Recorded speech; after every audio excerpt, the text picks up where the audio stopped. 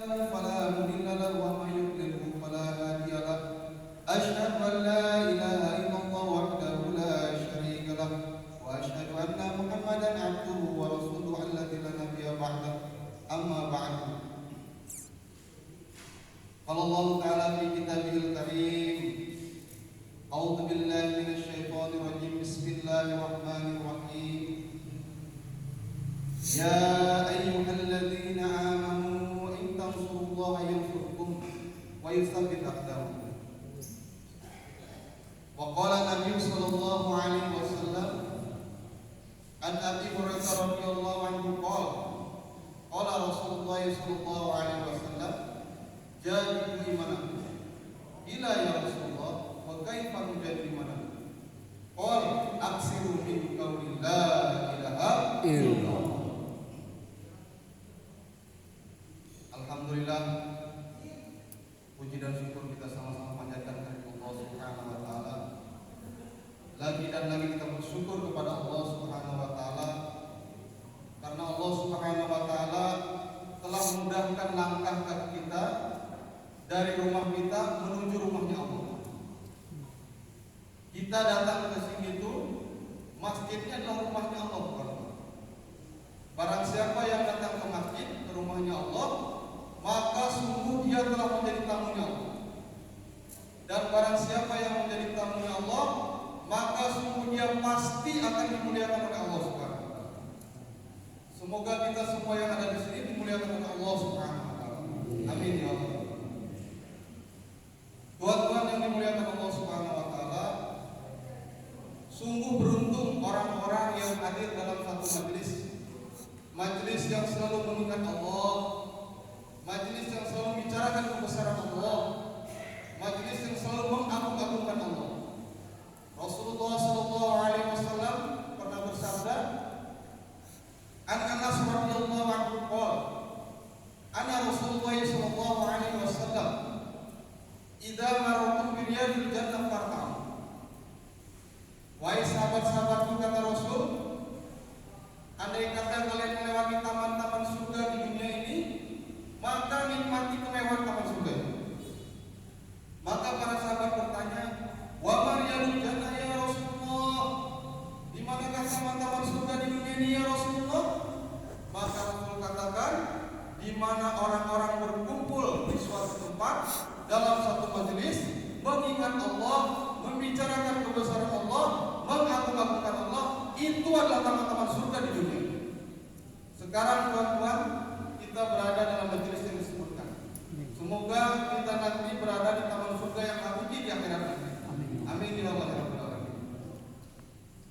Tuan-tuan yang dimuliakan Allah Subhanahu wa taala, kita bersyukur kepada Allah Subhanahu wa taala karena Allah Subhanahu wa taala telah jadikan kita orang Islam.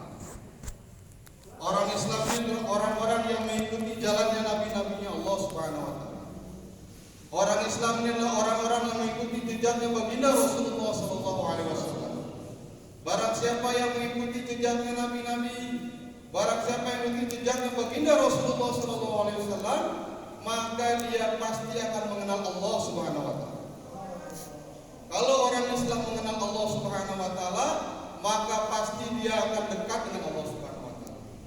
Dan kalau orang ini telah dekat dengan Allah Subhanahu wa taala, maka dia pasti akan takut kepada Allah Subhanahu wa taala. Takutnya seorang hamba kepada Allah beda dengan takut seorang hamba terhadap makhluk, Tuhan. Kalau seorang hamba ini takut kepada makhluk, maka dia akan lari dan bersembunyi sejauh-jauhnya. Tapi kalau seorang hamba ini takut kepada Allah Subhanahu wa taala, maka dia akan merapat sedekat-dekatnya kepada Allah Subhanahu wa taala. Tuan-tuan yang dimuliakan Allah Subhanahu wa taala, Al-Imam Ghazali pernah bercerita. Beliau pernah menceritakan suatu ketika ada Nabiullah dari kalangan nabi-nabinya Allah Subhanahu wa taala. Nabi Allah ini sedang melakukan suatu safar perjalanan. Ketika dalam perjalanan, maka Nabi Allah ini mendengar ada satu tangisan. Ketika mendengar tangisan, maka yang dilihat ini batu lagi menangis, Bapak. Maka Nabi Allah ini berkata, bertanya kepada batu, "Wahai batu, mengapa engkau menangis, wahai batu? Apa gerangan yang membuat engkau menangis, wahai batu?" Maka batu ini berkata kepada Nabiullah, "Wahai Nabiullah, bagaimana aku tidak menangis, wahai Nabiullah? Aku mendengar firman Allah, waqudu an-nas wal hijarah, bahan bakar api neraka dari kalangan manusia dan batu-batuan." Maka batu ini menangis karena aku mendengar firman Allah, bahan bakar dari api neraka ini dari kalangan manusia dan batu-batuan. Maka bagaimana aku tidak menangis, wahai Nabiullah, sedangkan aku takut dijadikan bahan bakar dari api neraka. Maka kata Nabiullah ini, "Wahai batu, jangan kau menangis, wahai batu. Aku akan memohon kepada Allah untuk menjadikan supaya kamu tidak dijadikan bahan bakar api neraka." Maka Nabiullah ini berdoa kepada Allah, "Ya Allah, ya Allah, jangan kau jadikan batu ini sebagai bahan bakar api neraka, ya Allah." Maka Allah mewahyukan, dan setelah itu Nabi berkata, "Wahai batu, engkau telah diselamatkan Allah Subhanahu wa taala dan tidak dijadikan bahan bakar api neraka." Maka setelah itu batu pun bergembira. Setelah itu maka Nabiullah ini melanjutkan lagi perjalanan.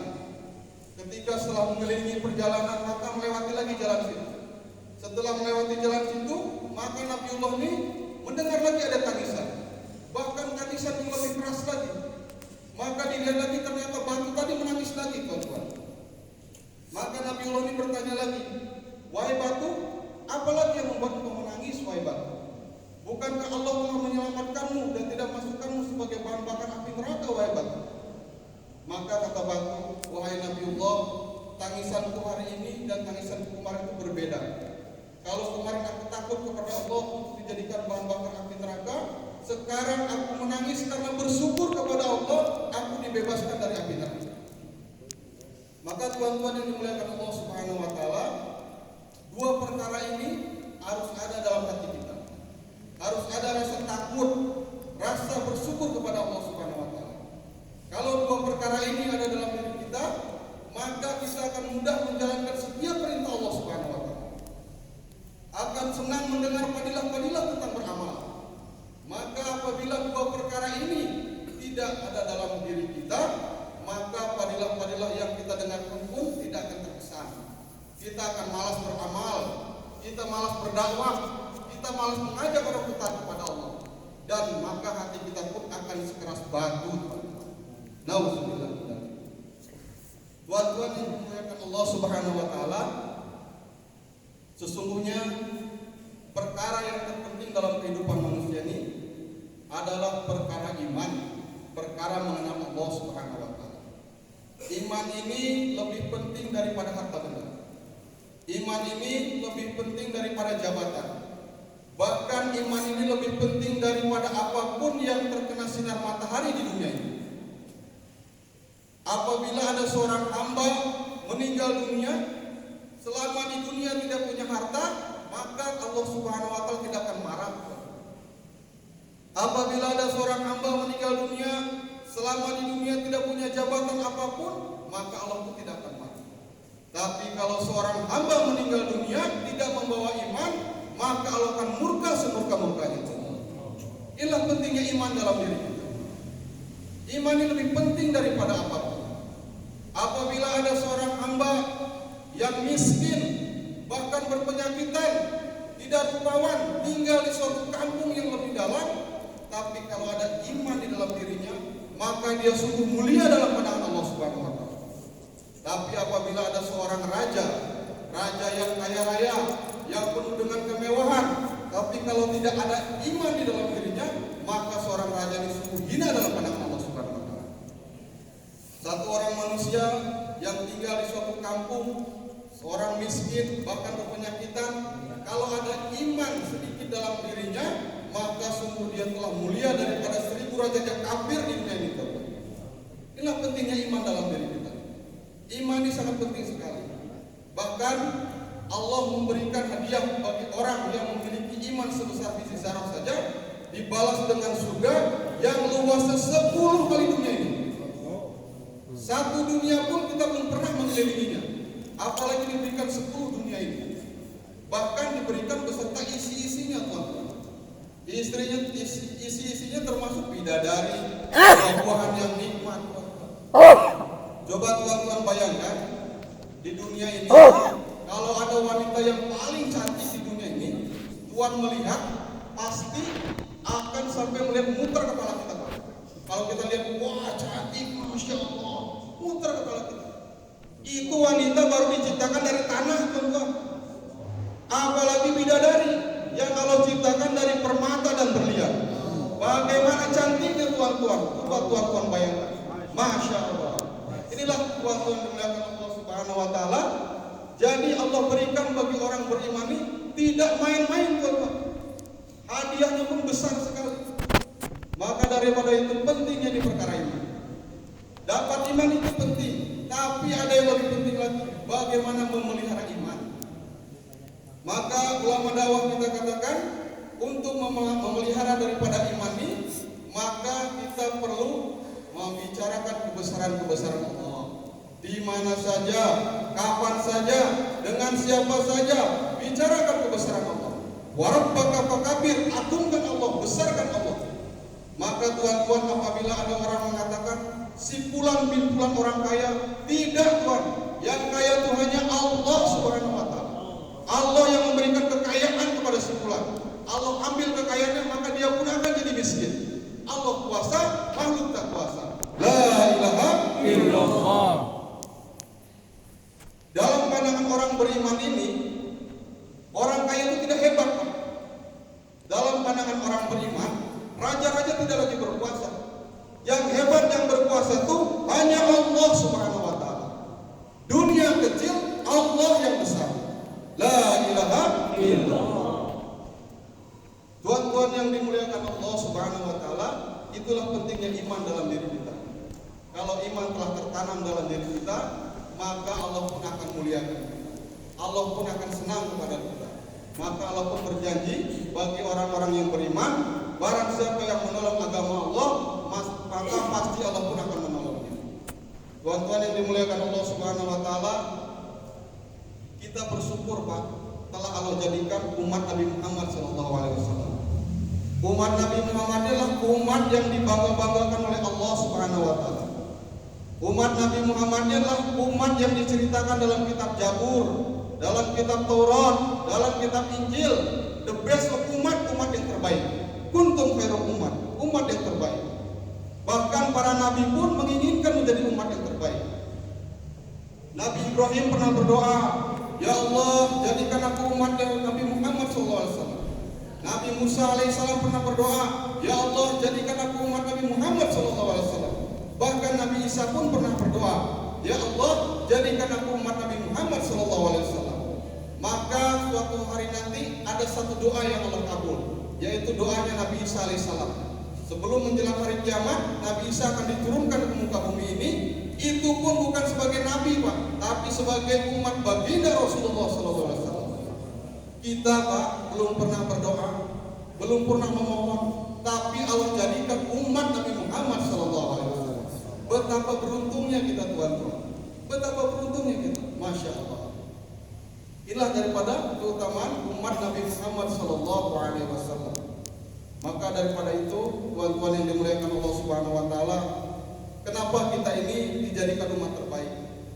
Kenapa bukan umat Nabi Musa, kaum Bani Israel yang umurnya panjang-panjang, bahkan ada 600 tahun, ada yang 800 tahun, bahkan dikatakan Bani Israel ini kalau berdoa di satu gua atau berzikir, gua ini bercahaya, Pak. Bercahaya, mengeluarkan cahaya. Kalau berzikir di pinggir laut, maka lautnya menjadi manis, Tuhan-Tuhan. Saking dahsyatnya ibadah mereka. Tapi kenapa Allah tidak jadikan mereka umat yang terbaik? Kenapa, Tuhan-Tuhan? Karena mereka tidak punya tugas ta'muruna bil ma'ruf wa tanhauna 'anil munkar. Tugas ini hanya diberikan kepada umat Nabi Muhammad sallallahu alaihi wasallam. Maka daripada itu, Tuhan-Tuhan yang muliakan Allah Subhanahu Wa Taala, siapakah orang yang beruntung nanti di akhirat? orang yang beruntung di akhirat adalah orang-orang yang banyak mengajak orang taat kepada Allah. Orang-orang yang selalu mengajak orang beribadah kepada Allah Subhanahu wa taala. Semakin banyak dia mengajak orang-orang taat, maka semakin banyak pahala yang dia dapatkan. Dikisahkan Ibrahim ibnu Adham. Jadi Ibrahim ibnu Adham ini, Syekh Ibrahim ibnu Adham ini adalah seorang raja. Seorang raja yang megah, seorang raja yang mewah, yang besar kerajaannya. Maka suatu malam Syekh Ibrahim ibnu Adham ini tertidur di kasur yang empuk bersama istrinya. Maka suatu ketika dia lagi tidur, terdengarlah di atas gentengnya Pak suara berisik, taktuk berisik. Maka kata Ibrahim ibnu Adham ini, "Hei, siapa itu yang di atas? Lagi apa kau di atas?" "Saya Tuan, saya yang lagi di atas." "Ngapain kau di atas genteng malam-malam begini?"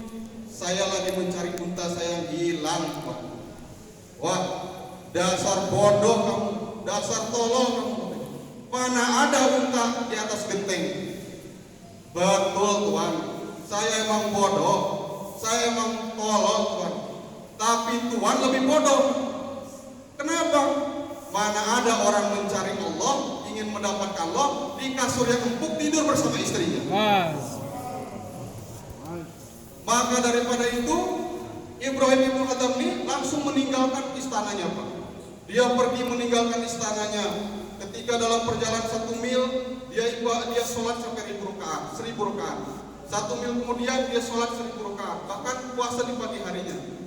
Maka suatu ketika dalam perjalanan bajunya sudah kusam, badannya kurus kering, bahkan rambutnya acak-acakan. Maka Ibrahim ibnu Adham ini bertemu dengan suatu masjid, maka dia sholat di masjid itu. Ketika lagi sholat di masjid, maka datang takbirnya. Disangkanya orang gila Pak. Akhirnya dipegang tangannya, diseret, maka kepalanya berdarah kena tangga-tangga masjid.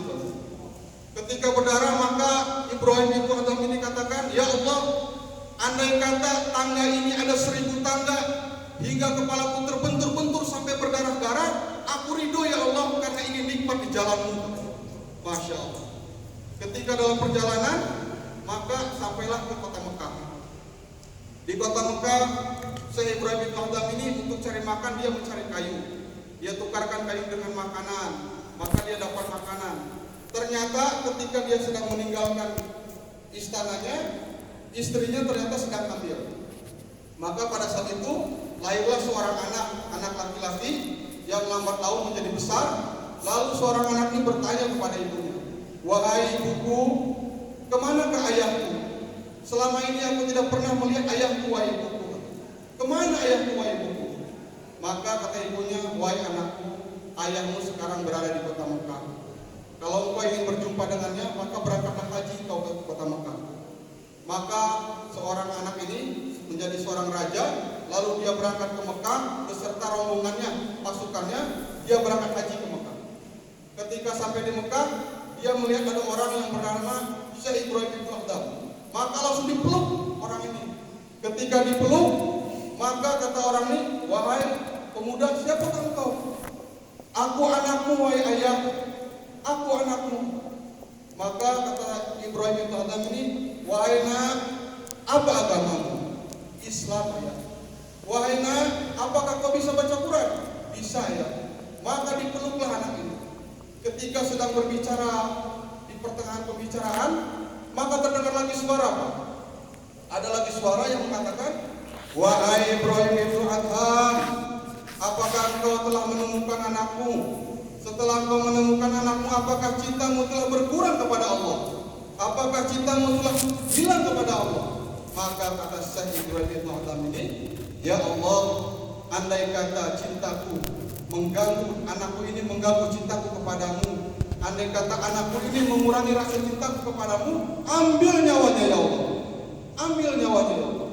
Maka pada saat itu anaknya meninggal dalam pangkuan ayahnya. Inilah bukti cinta kita kepada Allah Subhanahu wa Ta'ala. Kalau orang telah cinta kepada Allah, maka apapun akan dikorbankan, teman-teman. Maka apapun akan kita korbankan. Sekarang bukti cinta kita kepada Allah apa, Tuan-tuan? Kita belajar cinta kepada Allah, mengorbankan harta diri dan waktu kita di jalan Allah. Keluar 3 hari, 40 hari, 4 bulan, itu belajar rasa cinta kita kepada Allah. Bagaimana kita korbankan harta diri dan waktu kita kepada Allah Subhanahu wa Ta'ala. Saya pernah dengar satu bayan waktu musyawarah nasional di Ancol, maka saya mendengar dari almarhum Pak Yai Mulisun. Kata Pak Yai Mulisun ini, siapa yang siap berkorban untuk agamanya Allah, mati di jalan Allah. Semua pada situ angkat tangan, Pak. Semua angkat tangan. Tapi kata Pak Yai Mulisun, semua ketika saya tanya itu, semua angkat tangan. Mau mati di jalan Allah. Tapi ketika saya taskil 4 bulan, semua orang gak ada yang angkat tangan. Semua orang yang angkat tangan. Maka pakai tertawa-tawa, Tuhan. Bagaimana mau berkorban di jalan Allah? Bagaimana mau mati di jalan Allah? 4 bulan saja tidak mau keluar. Masya Allah. Insya Allah semua bersedia Tuhan. Insya Allah. Kita niatkan Tuhan ya untuk berkorban kepada Allah Subhanahu Wa Taala. Karena mari kita merenung bersama-sama Tuhan. Hidup kita di dunia ini tidak akan lama. Kita akan meninggalkan dunia ini. Allah ciptakan kita bukan untuk dunia. Kalau Allah ciptakan tujuan kita untuk dunia, pasti dunia ini tidak akan Allah hancurkan. Pasti Allah kekal kita Tuhan. Karena bukan tujuan untuk kita, maka dunia ini Allah akan hancurkan. Kita merenung Tuhan. Kita hidup tidak lama di dunia ini. Orang mati, orang sakit tidak akan lama di dunia ini. Orang sembuh pun tidak akan lama di dunia ini. Yang kaya tidak lama di dunia ini. Yang miskin pun tidak akan lama di dunia ini. Semuanya akan meninggalkan dunia ini Tuhan. Semuanya orang akan meninggalkan dunia ini. Yang jadi masalahnya, apa yang kita bawa untuk akhirat? Apa yang akan kita bawa untuk akhirat? Maka Tuhan-Tuhan yang dimuliakan Allah Subhanahu Wa Taala, kita siapkan diri kita siapkan diri kita untuk ambil bagian dalam usaha dakwah ini. Jangan sampai para ulama kita katakan, apabila ada seseorang yang Allah berikan kesempatan dalam usaha dakwah ini, kalau usaha dakwah ini tidak mereka sungguh-sungguh di dalamnya, maka mereka akan diganti dengan orang baru, Tuhan. Jangan sampai kita diganti dengan orang-orang baru. Maka daripada itu, kita siapkan diri kita, semangat dalam usaha dakwah ini. Usaha dakwah ini bukan usaha main-main, Pak. Ini usaha sungguh-sungguh dari baginda Rasulullah SAW.